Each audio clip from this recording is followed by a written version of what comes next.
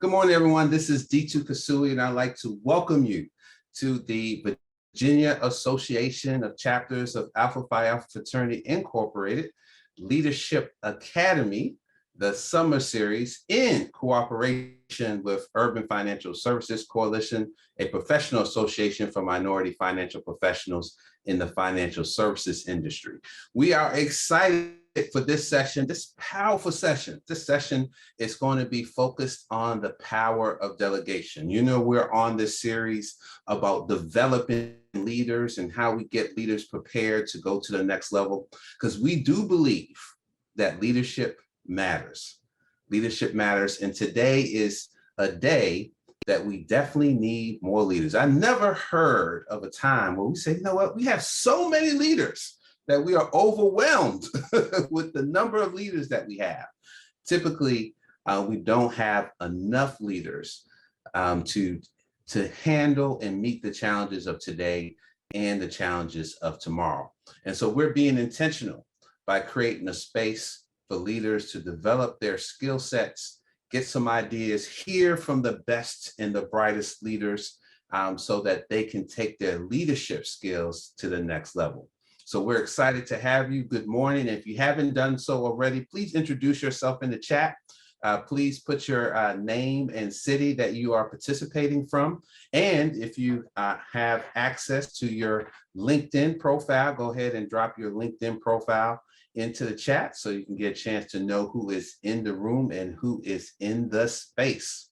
And so with that, before we begin and get into the midst of things, I'd like to bring up my colleague, my fraternity brother, the man who is always on top of his game, and some people think he is handsome.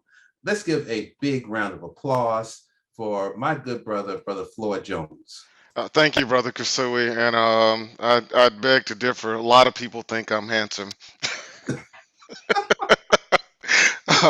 On behalf of Brother Fred Scott, the District Director, President of the Virginia Association of Chapters of Alpha Phi Alpha, I wanted to take a moment to just really welcome you to the Alpha Leadership Academy.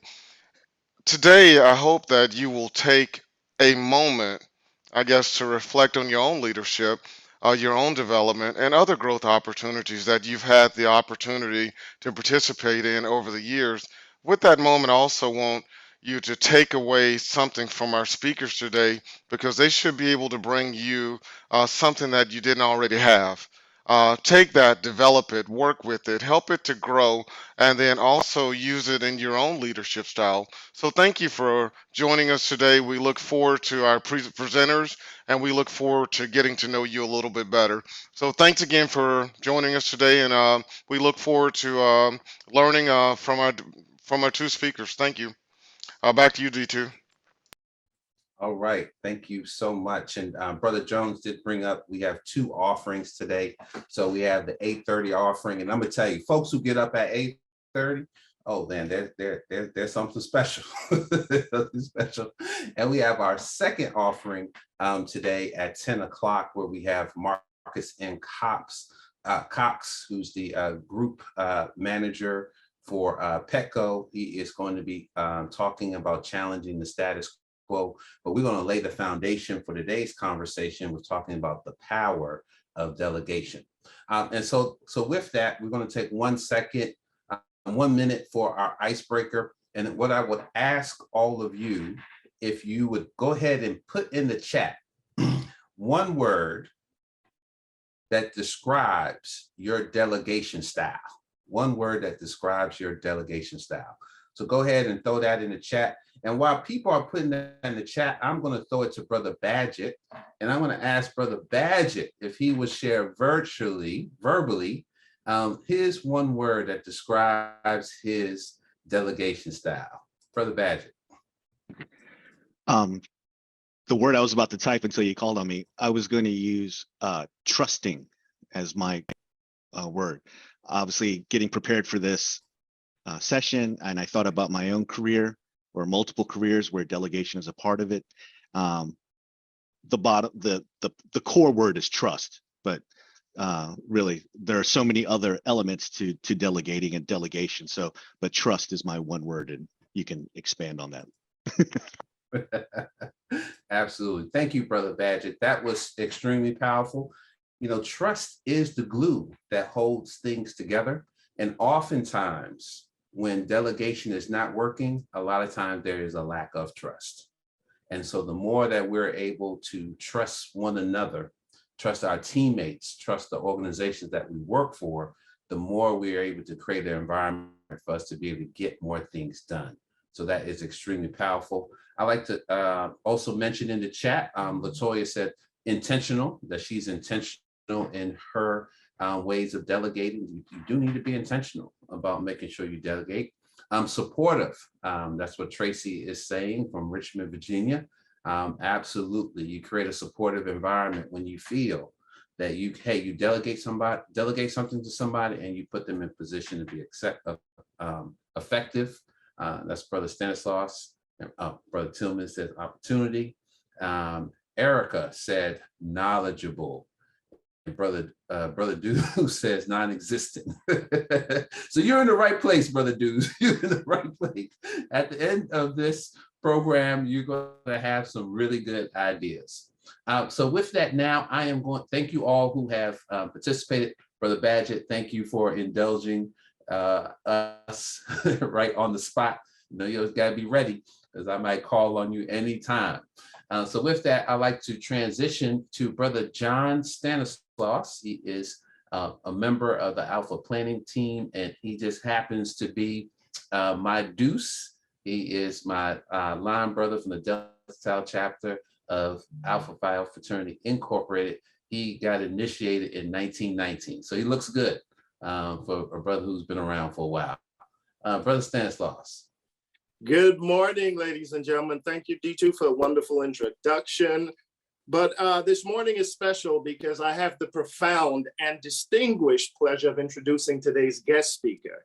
He is modest in his accomplishments and acclamations, but I must expound on his various talents and accomplishments to his duties and who he is as an individual. He's the 34th General President of Alpha Phi Alpha Fraternity Incorporated. With his exemplary leadership, the fraternity became a founding donor of the Smithsonian National African American Museum of History and Culture in Washington, D.C. He also helped raise over $1 million in contributions to the March of Dimes and March for Babies campaigns. He also raised $1 million in grants to support the mentoring of young men.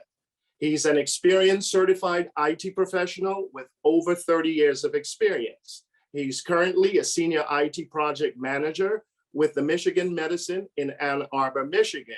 I'd also like to say congratulations to him because he will be inducted to the Big Brothers and Sisters Hall of Fame coming up in a couple of months. So I just want to say congratulations to him. Again, he's an experienced and certified IT professional with over 30 years of experience. He's an effective leader with the experience to guide remote project teams while facilitating strategic implementations of company initiatives. His experience in coaching and leadership is remarkable. He has spoken at numerous events around the world and at key historic milestones, such as the 50th anniversary of the March on Washington. I can indulge you on all of his additional acclamations, but his knowledge and assessment of today's society places him in this unique position to present today's topic, the power of delegating. For example, his desire and willingness to sponsor and develop workshops for industry leaders and senior executives allows him to share his knowledge and his experiences. When I think about Brother Tillman's leadership and advancements in career development, it reminds me of a quote from Brother Martin Luther King Jr. when he said, "The ultimate measure of a man is not where he stands in moments of comfort and convenience, but where he stands at times of challenge and controversy." When challenged, Brother Tillman shows his true leadership as a visionary, an innovator, and a man of character. Ladies and gentlemen, I introduce Brother Mark S. Tillman for your attention and interest in today's topic, again, as a pioneer and a mentor in business leadership and development. Good morning, Brother Tillman. The floor is yours, sir. Well, good morning, Brother Stanislaus, and remind me to get a copy of that so I can share it with my wife. I will make sure that she sees this video so she knows how great I really am. Because Yes, now indeed. I'm at the grass, okay? So after this thing. No, good morning, everyone. First of all, thank you for this incredible opportunity to just really share my personal thoughts around the power of delegation. I do want to thank Brother Kasui and Brother Jones for the invite. I actually got invited back in March, targeted for this day. And I really do appreciate and honored to be here and share my views around delegation. I also want to thank the brothers of VACAPAF. I have much love for my brothers in the District of Virginia, since folks may not know what VACAPAF stands for. Virginia is one of our larger districts within the fraternity, and I have visited numerous times speaking and just being with the brothers. In fact, my most recent time was back in January with our brothers of Omicron Alpha Lambda. And also want to say thank you to the Urban Financial Services Coalition for hosting this event and being a valued and strategic partner with Alpha Phi Alpha. We know we can't do it by ourselves, and it takes talent, not just from within this fraternity, but outside of the fraternity as well, if we're going to support our mission to develop leaders and provide service and advocacy for our communities. Now, what I will do, I'm not going to necessarily just start regurgitating my resume, because I think Brother Stanislaus did that pretty well and pretty effectively. In fact, there are some words I may need to borrow when I give myself an introduction the next time. But I do have a presentation. I think Brother Kasui is going to share his screen, that because I just don't want you to see a talking head. There is some information behind the scenes. And if you can go to the next slide, I'll just jump right on into it. This is my personal icebreaker.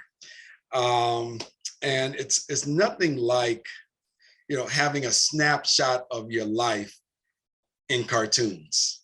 I'm sure many of you are familiar with Dilbert by Scott Adams. I sure wish I was as brilliant as Mr. Adams, where he can seemingly take an everyday situation and make it hilarious, where you know exactly where you were at that point in time. And my background, as what was just shared, is that I am a senior IT project manager with Michigan Medicine Hospital. It's the hospital of the University of Michigan. And the department that I work in is a cybersecurity risk management and risk assessment department. So basically, we are responsible for all of the solutions that hopefully prevents everyone from clicking on that email and starting some virus within the company. And my role is that I do lead a team of project managers.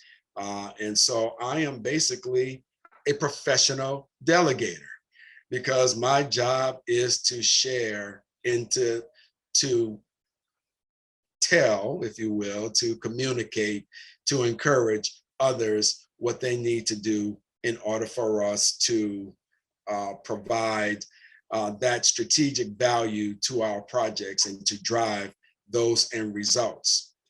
Now, just take a moment. It's a Saturday morning. I know many of you are drinking your Keurig. I like caramel drizzle, from Folger. So I tend to pop it right into my little Keurig and put a little vanilla caramel, because I like my coffee sweet.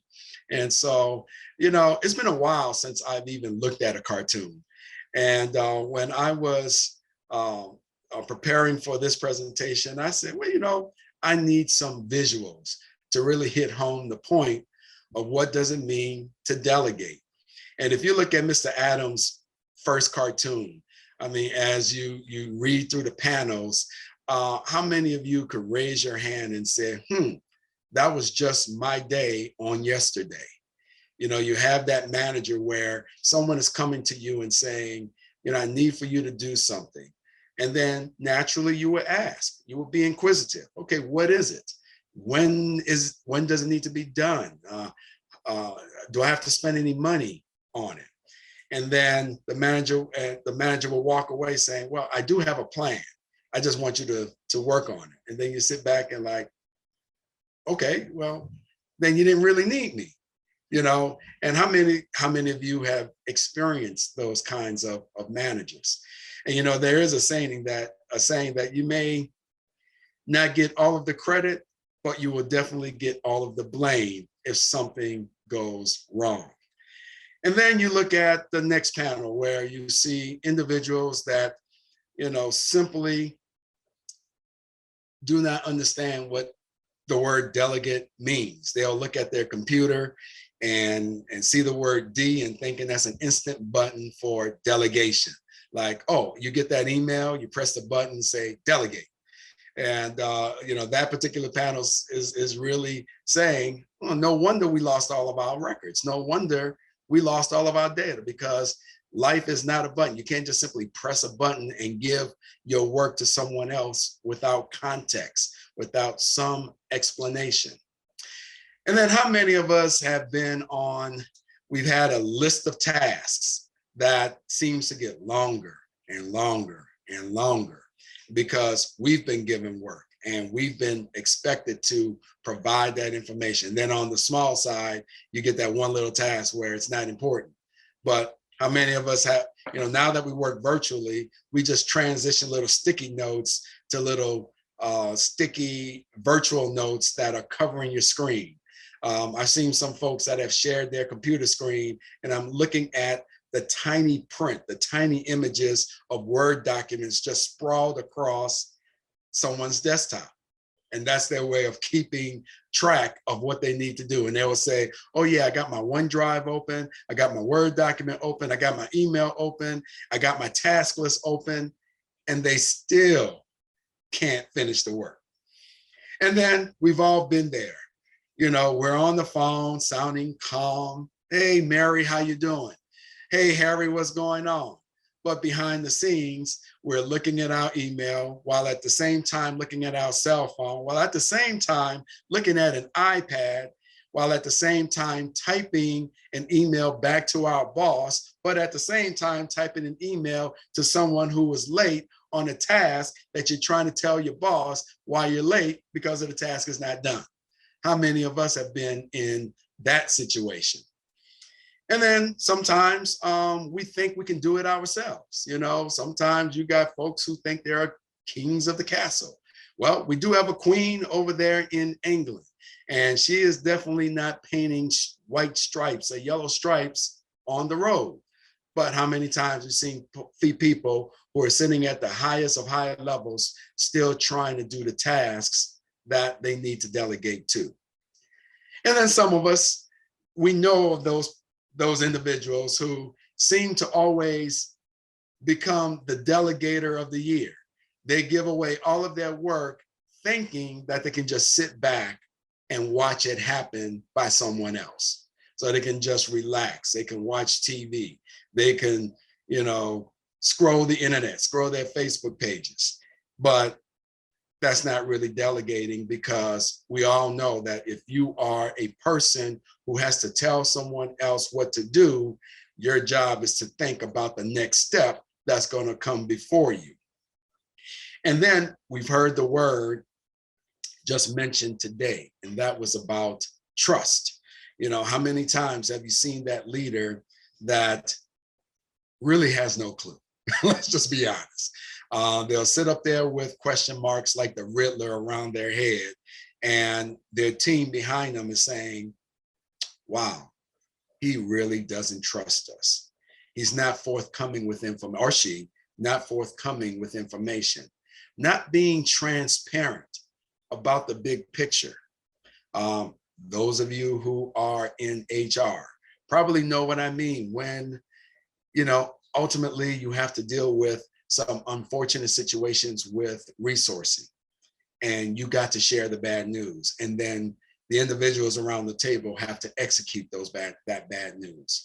So this was just kind of like a walkthrough of, situations that I'm sure that everyone who is listening to this video presentation, even if you have it on demand, we have been in some similar situations. And we know that there's tens of thousands, if not millions of situations where, delegation has gone wrong, a delegation hasn't been done right. And I will be honest, when I started my leadership journey, it was tough for me to let go of some things. When you start from a doing role and you become proficient at it, but you're trying to be proficient at something else, and you have to give up that skill. So you have to replace it with a new skill. Not necessarily replace, let's just say park it next to it, but you no longer can paint the roadway, but you got to be an urban planner and design a city.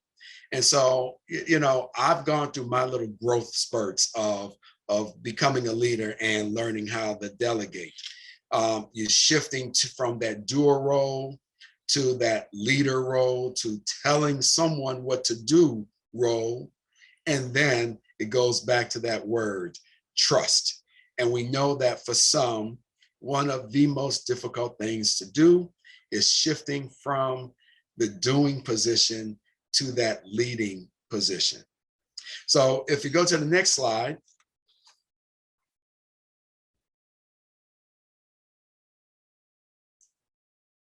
There we go. It was stated, delegation or delegating is about trusting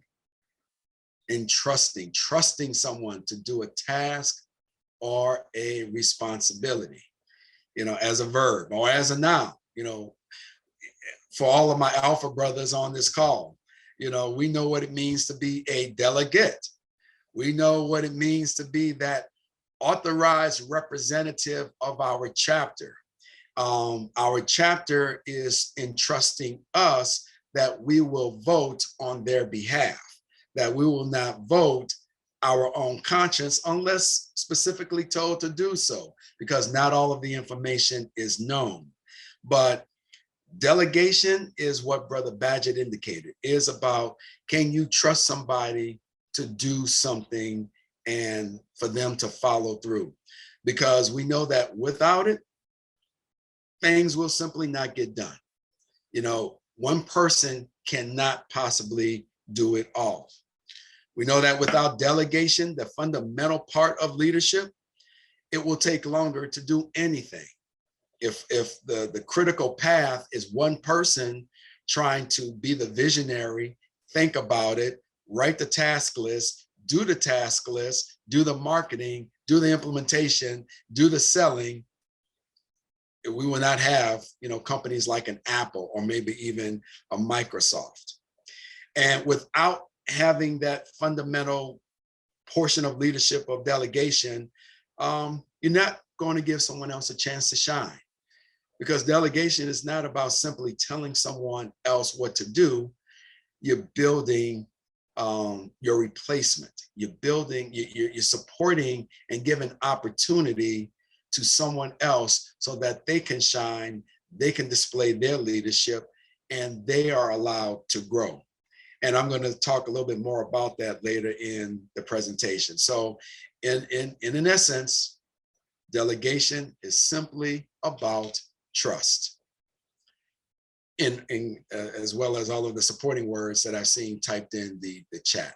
So if you go to the next slide, I thought I'll do something different with who is Mark Tillman and when did I learn to delegate? And I want each of you to ask yourselves, when did you really learn to delegate? And so what you're looking at is my life in logos.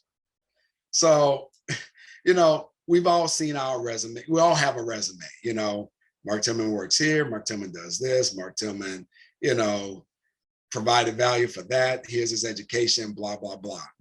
Well, I started looking at, when did I really start learning how to delegate? When did I know?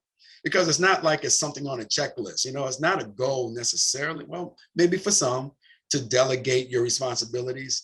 But if you have to write that as a goal, you probably, it's kind of hidden within the bigger goal of you want to be a leader. You want to do some things, and it's just one of those tasks that you have to do. But I started looking at my life, and I started looking at it with all the things that I've been involved in. And this is just a sample. It's not everything that I've done, but these are just a key sample where I know that delegation came into being. And it started when I was 8 years old, when I became a Cub Scout, Troop 155, St. David in New Orleans, Louisiana. I don't think that was mentioned. I am a native of New Orleans, Louisiana, and I currently live in Detroit, Michigan. But I do miss home. I love my home. I miss the cooking of home. But when I was a Cub Scout, that's the time where I started to learn some skills. And, in addition to building birdhouses or learning how to wield a hammer to build toolboxes, I started to learn different skills, learn how to camp. That's how I learned how to swim. My love for camping came from being a Cub Scout. I learned how to swim from being a Cub Scout. So, you learning these skills, but one of the most important things that you learn as a Cub Scout is learning how to be a team player, learning how to work with others, because even though my troop was hosted from St. David, it included other guys from other schools and different grade levels. So as a Cub Scout, that's when I started learning to be a team player. And then I became a Boy Scout. Now, what happens when you become a Boy Scout? Well, you take learning to be a team player to another level, because at that point, you're now maturing into having your own thoughts and opinions. You start learning the leadership skills necessary to follow the scouting oath, to support the motto of scouting. I was not an Eagle Scout. If there was ever one regret of when I became a Boy Scout, was that I never became an Eagle Scout. One of the reasons I hated my Scoutmaster, to be honest, and I left a little earlier than planned. But it also taught me something by leaving early. But when I was in the scouting organization and when I was a Boy Scout, that's when you start learning how to delegate tasks, because when you are working towards the merit badges to become an Eagle Scout, you have to exhibit leadership. You have to tell others what to do, because that's how you're going to get those badges to become an Eagle Scout. But even though I left the Boy Scouts early, I definitely started learning how to delegate when I got to high school. I was in the band. I went to St. Augustine High School, or St. Aug for short, and I was in the Marching 100, the best band in the land. And if you want to know, you can see a CBS 60 Minutes news article that was done on our band out there on YouTube. It was one of our high honors this past year in 2021. But I was in that band. And when you look at the structure of a band, it's like the structure of a company. You have the CEO, which is the band director. You have the senior vice presidents, which were the drum majors, and we had 4 of them.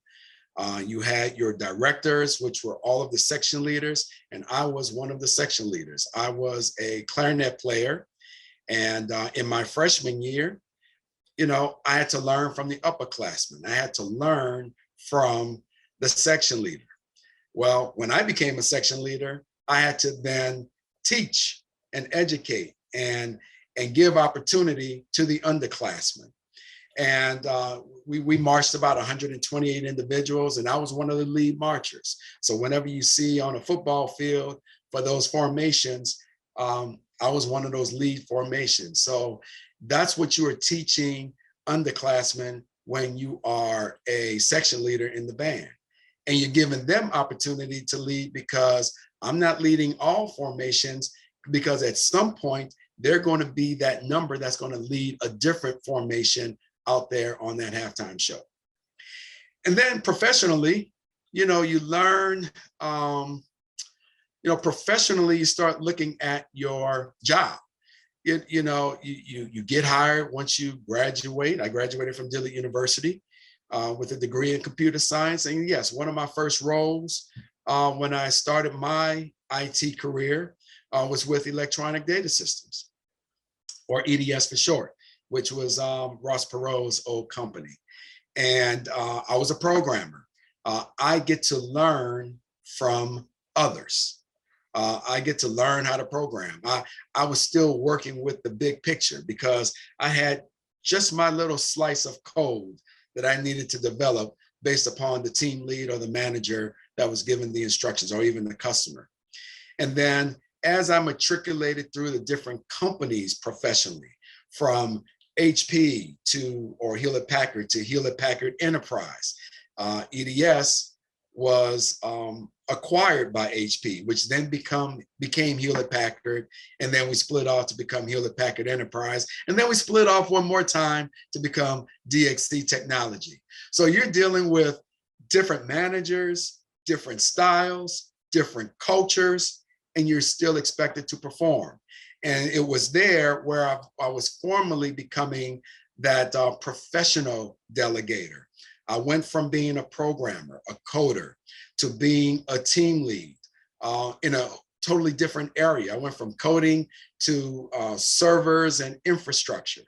Then I went from servers and infrastructure, being a team lead, to then being a project manager for cloud services and supporting other areas, other parts of the company that I was not familiar with, that I had no hands-on experience, but my job was to lead a team of people to support those solutions and sell those solutions. But that's being a professional delegator. That is what my job calls for. I would not be where I am today if I did not know how to delegate well. And then some of us, our delegations happens in church. You are that souvenir journal person. You are the bazaar.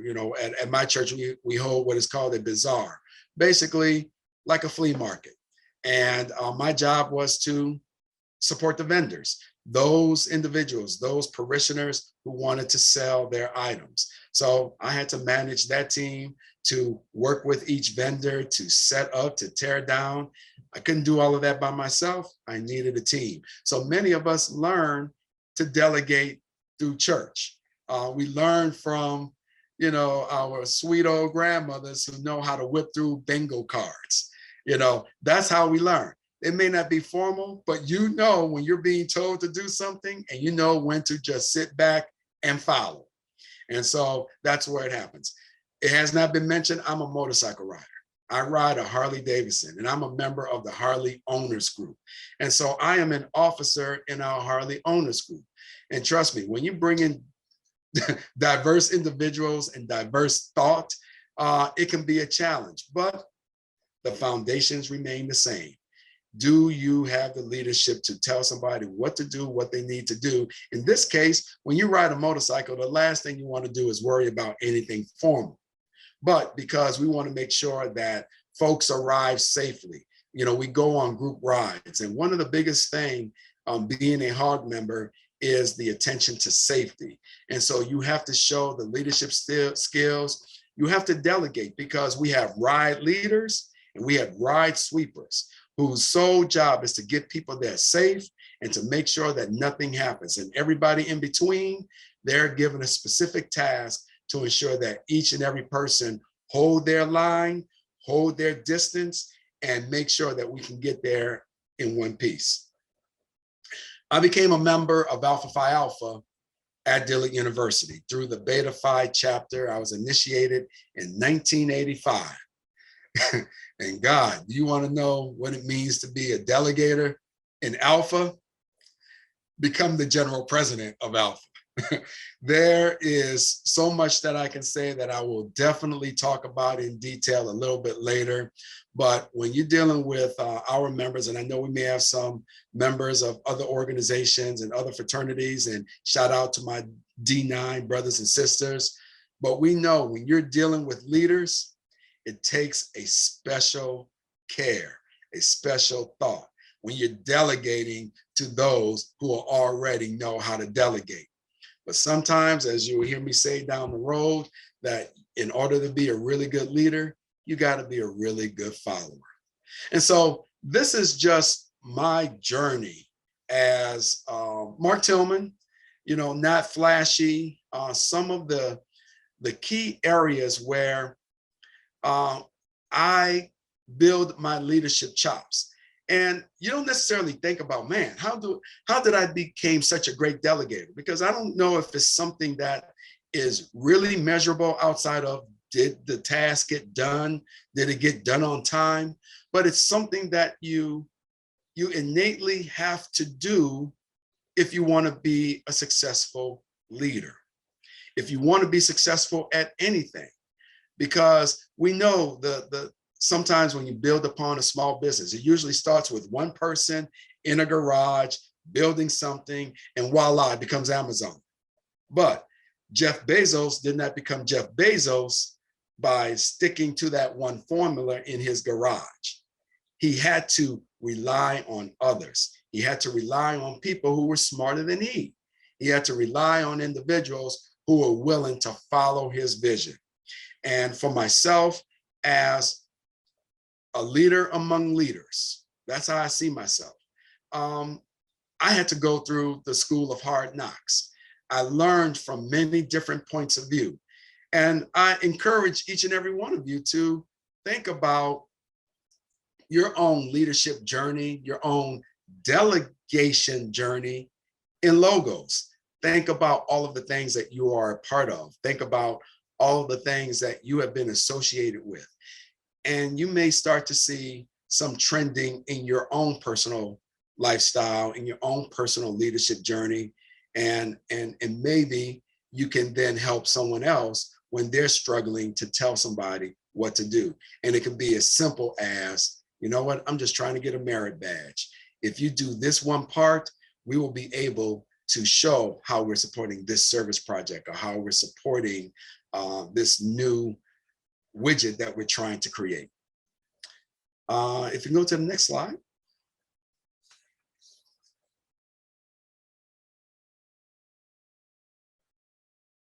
So my view on leadership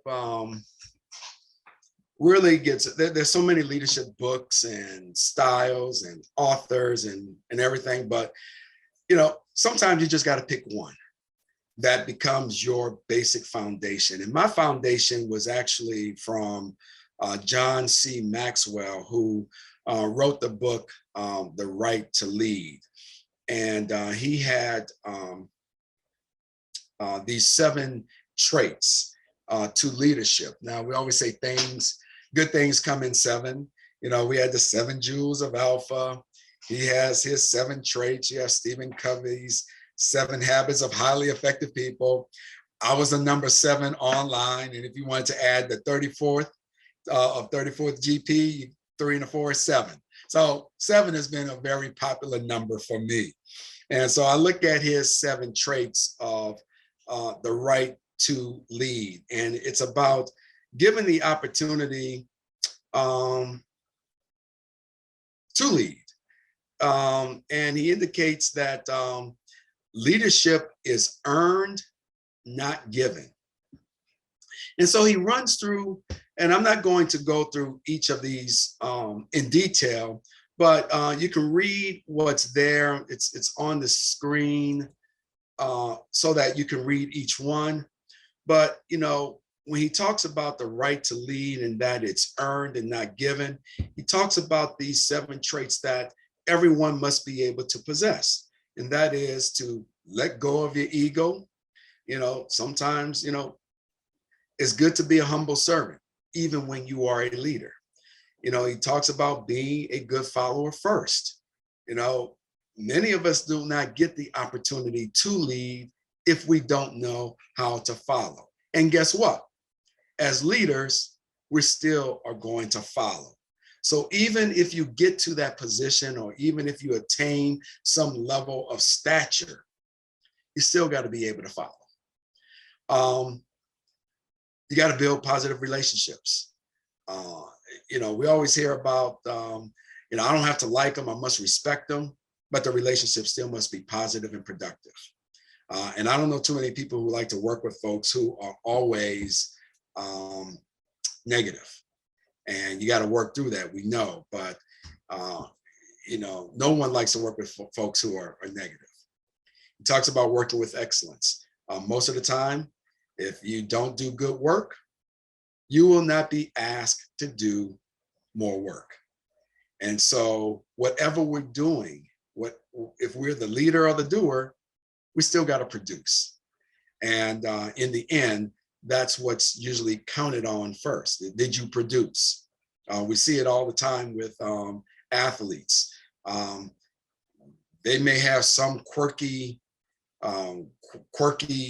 thing about them, but because they can score 5 touchdowns or throw 5 touchdowns, it gets overlooked. But in our realm, a lot of that cannot be overlooked. You got to rely on discipline, not emotion. Most of my alpha brothers will know that when I became the general president, I certainly had to rely on my discipline and not the emotion of the situation that I found myself in when I first took office. And it was that view. If some folks ask, Brother Tillman, how did you get through the first 6 months to a year after everything this fraternity had gone through? I just had to rely on simply not being caught up in the emotion of the situation. I had to rely on my self-discipline that we can get ourselves through if I did these certain things. And then adding value, your goal. Again, you're leading for a reason, you're leading for a reason, and you're leading to provide value. I lead a team of project managers, and my sole job as a leader of PMs is to ensure that the strategic vision and objectives for Michigan medicine are implemented. And I am judged by the fact that if we don't support this institutional driver to protect our patients, to protect our doctors in training, and to protect our nurses, then I'm not doing my job. So my job is all about bringing value to the hospital and to the constituents that I support. But with that, he has leadership trait number 7, and that is to give your power away. And I will read this one specifically, if I can read this all the way through. It states, one of the ironies of leadership is that you become a better leader by sharing whatever power you have, not by saving it all for yourself. You're meant to be a river, not a reservoir. If you use your power to empower others, your leadership will extend far beyond your grasp. In a nutshell, that is the power of delegation. And these are the traits that every leader must possess. But one of the key traits of a leader is the power to delegate. Some of the words that I saw in the chat: opportunity. You got to give someone opportunity to be a leader, opportunity to learn a new skill, opportunity to become better than where they are right now, and for them to see themselves better than where they think they can be. I saw somebody say, you give somebody to exceed their vision or their results of themselves. You got to be supportive. You can't be that leader that gives a task to somebody and then you come back and say, well, I don't like the way you did it. Let me do it for you. Okay, I've done that too. I've done that as I was learning to be that leader, to trust somebody. But you got to be supportive. We talked about trust that they're able to do the work. You don't want to give work to somebody and say, I'm not asking you to just simply delegate it to somebody else. The task is for you to do the job, for you to show what you can do, to bring value. And all of the other words that I saw in the chat, I can't see it right now, but all of that folds into giving your power or your influence or your responsibility. All of that goes into the power of delegation. That is giving something of what you currently obtained, and then you're now providing it to someone else. And let me just give you an illustration from my, again, a personal journey, if you can go to the next slide.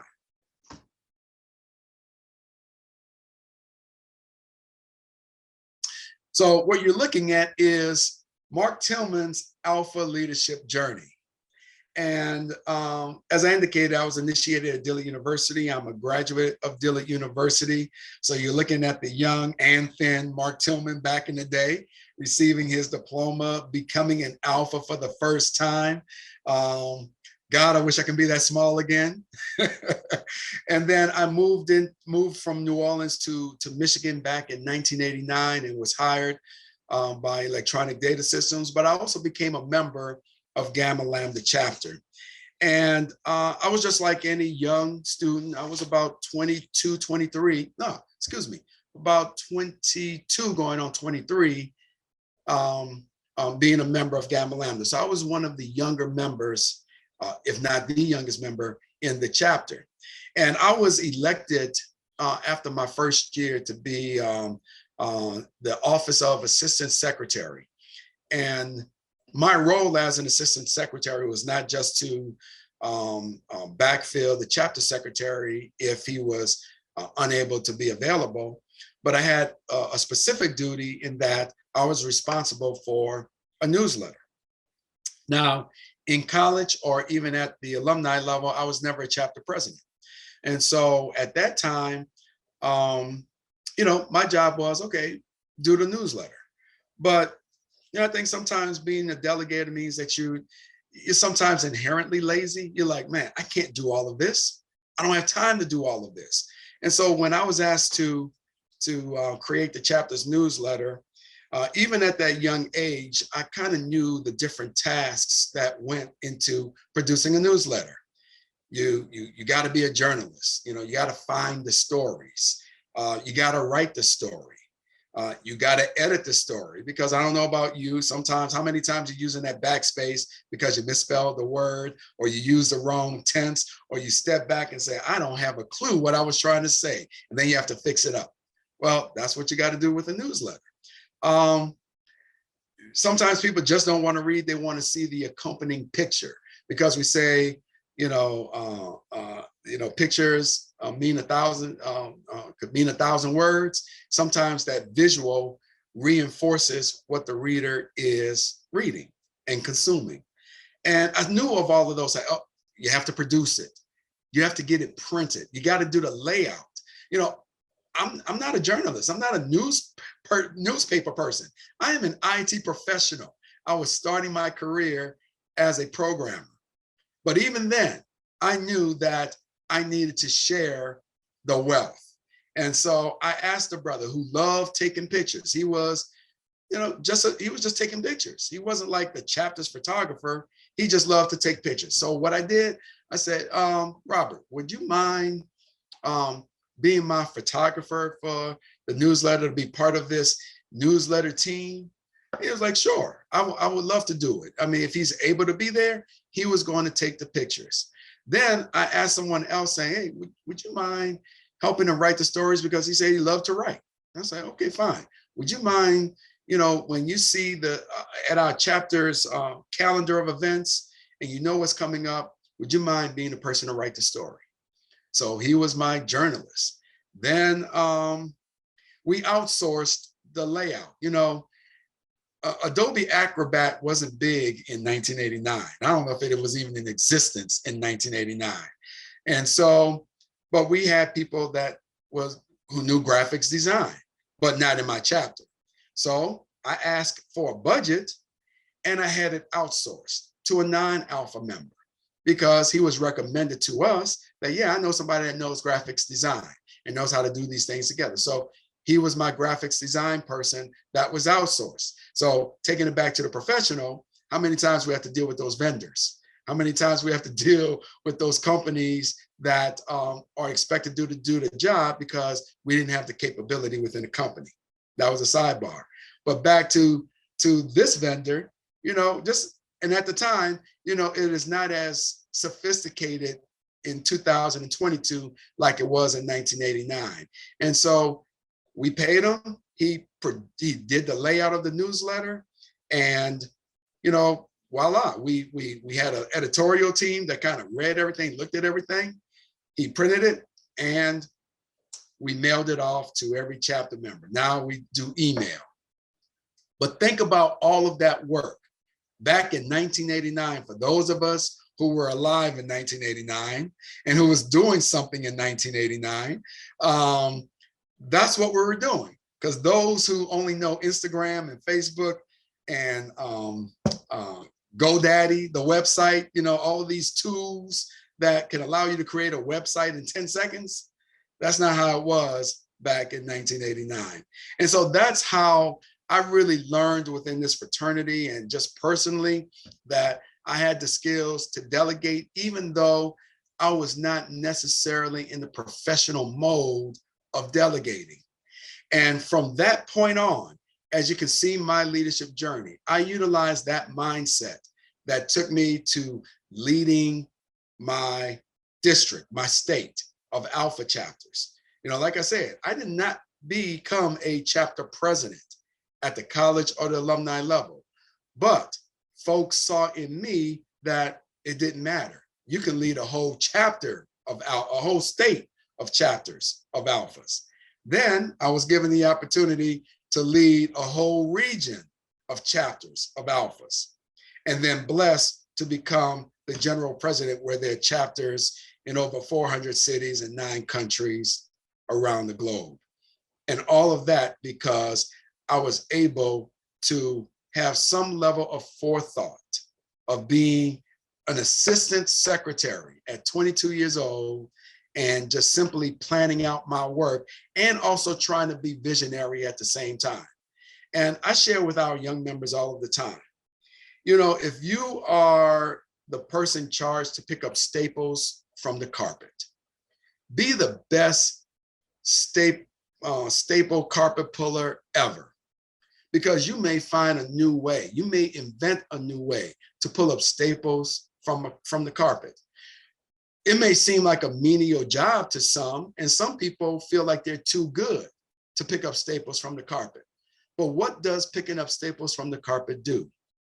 First of all, I tend to walk around in socks all the time at my house. I can't tell you how many socks I've thrown away because I ripped up my darn socks, tripping on something in the carpet. Now, my household is not littered with staples, but you know what I mean. You rip them up and they get incredibly dirty. What does picking up staples from the carpet mean? It means that somebody is not going to cut themselves if they happen to fall down. Everything has value. And I think sometimes we're so focused on the task or focused on what needs to be done that people forget the big picture of why they're asking someone to do the job.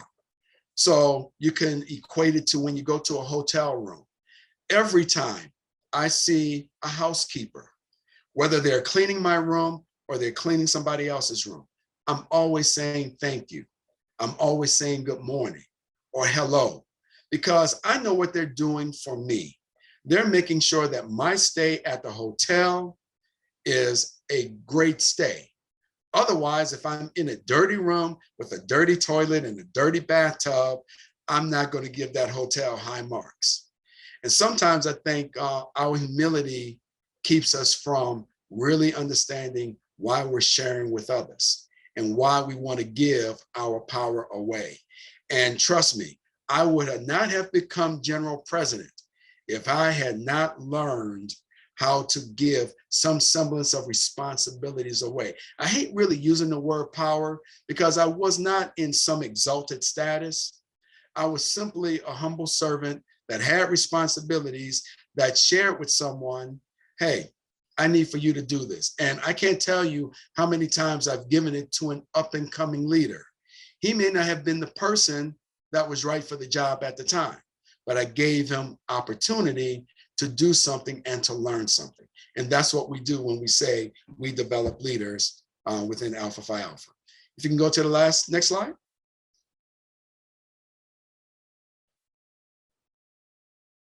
So I know I've been speaking a long time. And again, I'm a project manager. So, instead of trying to recreate the wheel, I leverage the resources that I have handy. And so when we are focused on the right to lead and you're focusing on giving your power away, these are some of the details behind how to be that effective delegator. And this is just one reference from Liquid Planner. I'm constantly in blogs and the Project Management Institute. There are different resources to really reinforce certain traits and certain skills and certain thoughts that every person needs. And so these were just the 9 thoughts. I'm not going to necessarily read each one, but I will highlight a couple. And funny that it's 9 because I was on a line of 9. So I love 7 and I love the number 9.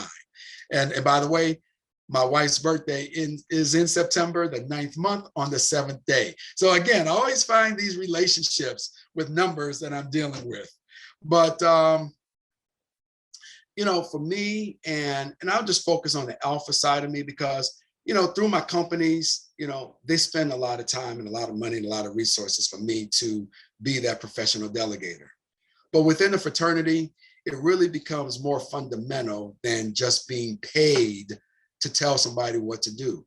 And it really does come down to being clear on the directions. And even if you're saying that you're delegating to the right person, you may be delegating to someone who can pick it up fast. So they may not be the right person at the start because that could be the only person you have. But guess what? By giving them that opportunity, they become the right person at the end. We talk about, Dilbert had it in its panel, get buy-in from the beginning. If I'm asked to do something, there is nothing wrong for me to say, what are you trying to accomplish? What is the big picture? We all may have heard the term of understanding the cathedral. You're giving me the brick, you're telling me to place that brick somewhere, but what does the cathedral look like? I had to learn this, check in, but not hover. Something that I did in college, which when I look back is very derogatory.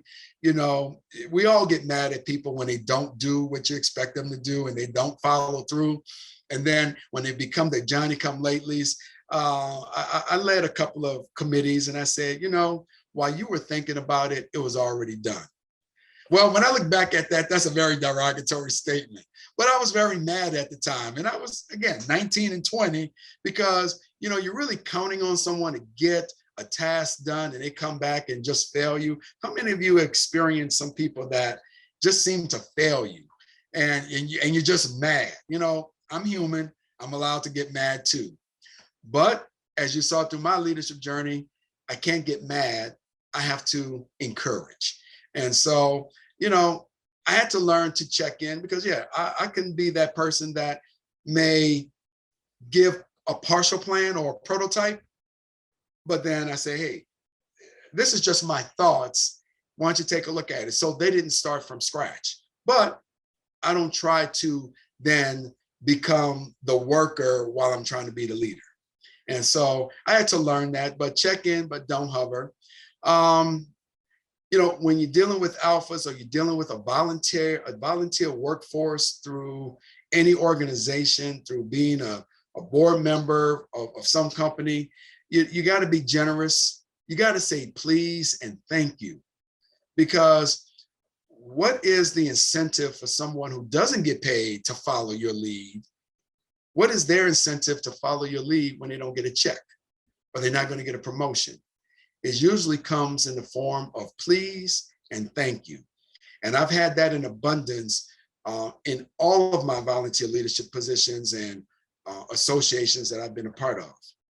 And then the last point of this being an effective delegator is delegate for keeps. That's really saying, you know, when you are giving away your responsibility, you're doing it because you have other things to focus on as a leader. And you may have other things to focus on by developing other leaders. And so you're giving someone that opportunity to then build their own leadership, their delegation acumen. And that's very important, because if they know that you're trusting them with a task, well, then they're building trust with someone else when it's time for them to now supplant you. As general president of Alpha, I knew I could not go home with being general president for the rest of my life. I had 1 4-year term, but I was planning for all of my successors down the line, and I will always be there for those successors. So that's what it means by letting people know that you trust them and you're giving a piece of you to somebody else. To go to the last slide. I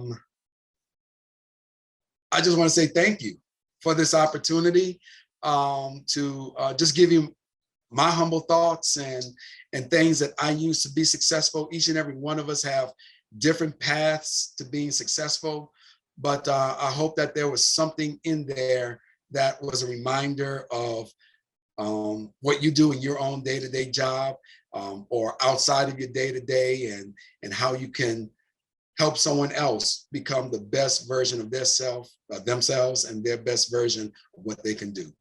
So thank you for the opportunity, Brother Kasui. I turn it over back to you. I appreciate it. Oh, Brother Tillman, awesome job. Excellent presentation. I tell you, you are an amazing leader. I love the story and logos. I mean, I know you're going to see that. See that again.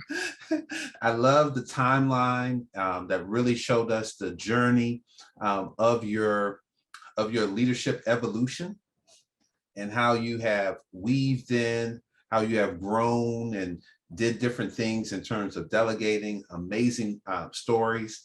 So we love that, and I definitely love your 9 tips that people can do as a leader to be able to effectively delegate. And so we are a little over on time, but I do have a couple of questions that were sent to me in the chat that I would love to go ahead and ask you really quickly. The first question, Brother Tillman, is what is the for new leaders, what is the most common mistake do they make in terms of delegating? I would think being afraid to tell someone what to do and hoping that it gets done to a level of satisfaction that they're expecting.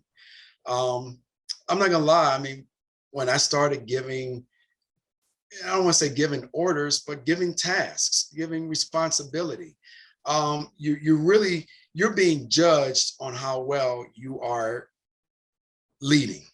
And one of those judgments is how well you're telling someone else what to do. Because, if you are if I'm a senior vice president and that CEO is coming to you saying, well, this is your expertise, he is expecting you to know what to do to get the job done. And so when you are a new leader, sometimes it's, when you become that peer to leader, like you and I are on the same team, and now I become the leader of the team. Now I have to tell you what to do. Just before we were sitting at the coffee table and chatting and going to lunch, but because of my responsibilities changed, so does the dynamic. And so I think it's just that fear of telling somebody what to do, especially somebody that you're familiar with, and then hoping that they're going to get that job done. And I know there's so many, but that's probably one of probably a long list of things that just come to mind of what I think for new leaders. Absolutely. My next question is, how do you handle handle situations when people that you delegate to do not deliver? Um, so I've handled it several ways. Let's just say I reinforced the expectation with that individual, with another individual. And so, sometimes it could be that they may need a partner. Maybe the job is just too big for that person. So they need someone else to help out. So I've assigned someone to help out. I had to speak directly to the person to say, is something wrong? Is something going on in your life? So I want to also be empathetic that, there could be some things happening in someone's life that's causing distraction. But I think we know those folks who just simply just don't want to do it. Again, that picture of sitting in the chair with your hands folded behind your head, thinking that you're just going to delegate to somebody else and you have nothing to do. Well, then those people get replaced. And then I don't mind if someone is learning, as long as they're showing the attitude that they want to learn. And I'm, for myself, I had to be forgiving of mistakes.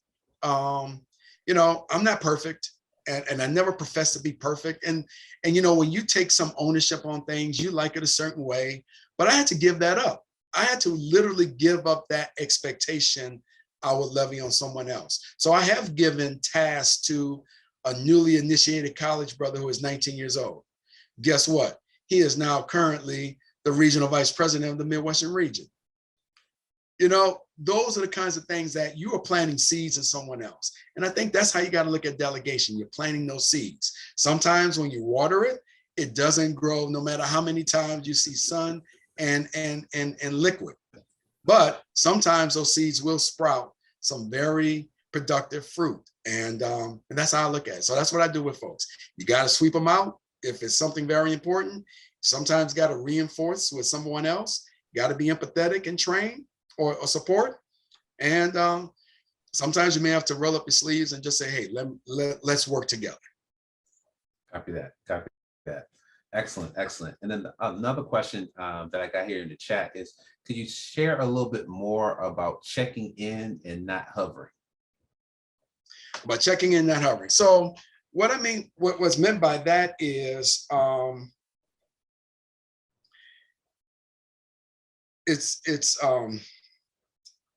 you got to be trust, but verify. That's really the lingo.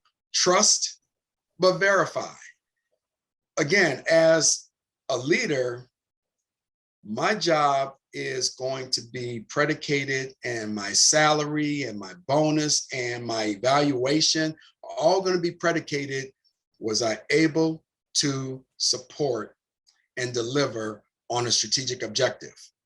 I'm not being judged if I wrote some code and wrote instructions to follow that code. And so my job is to ensure that I gave the work to somebody, but I have to check in.